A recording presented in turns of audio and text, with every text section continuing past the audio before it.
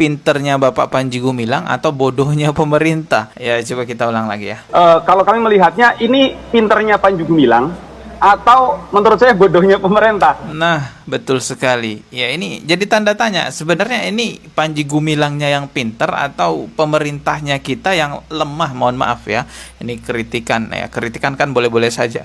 Kenapa tidak bisa menyelidiki informasi di sana? Apalagi kita kemarin lihat statement Pak Muldoko bahwa Panji Gumilang adalah sahabatnya, terus tidak ada persoalan di Al Zaitun, perlu didukung. Ya kita tahu dulu Pak Muldoko pernah jadi Pangdam di Jawa Barat. Jadi ini pencampur adukan ini, pembiaran ini kalau menurut saya ini berbahaya sekali. Karena ini kalau bagi kami ya, yang memang pernah di dalam, bibit-bibit terorisme, yang radikalisme, yang ini menyebar seperti virus. Ini beredar di mana-mana, bahkan korbannya sekarang banyak sekali anak muda, pelajar, mahasiswa, kalau sudah bergabung meninggalkan orang tua, mengkafirkan orang lain, ini sudah menjadi bibit-bibit intoleransi, radikalisme, bahkan mengarah kepada terorisme.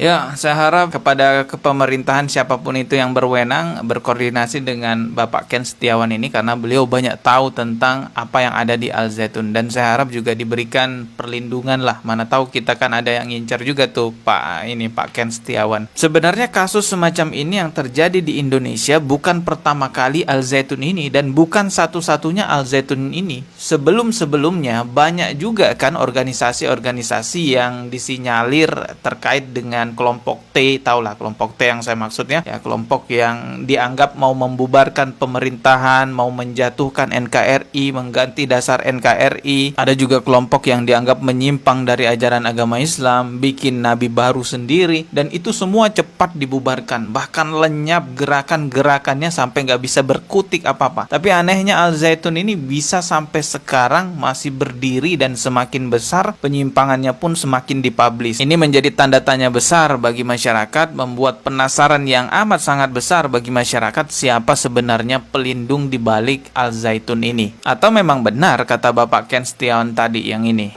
Kalau kami melihatnya ini pinternya Panji Gumilang atau menurut saya bodohnya pemerintah. Ada lagi satu kejanggalan nih ya, kan susah tuh media masuk ke Al Zaitun. Media TV One aja mau masuk nggak dibolehin, harus ada izin ini dan izin itu. TV One tidak diperkenankan untuk masuk ke dalam dan hanya mengambil gambar di depan pondok pesantren.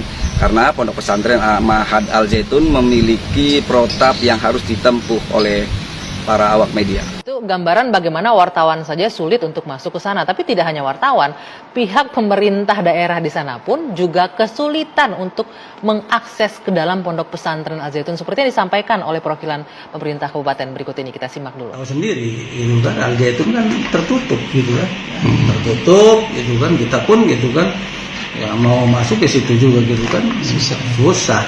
Ya bisa dicoba aja gitu kan.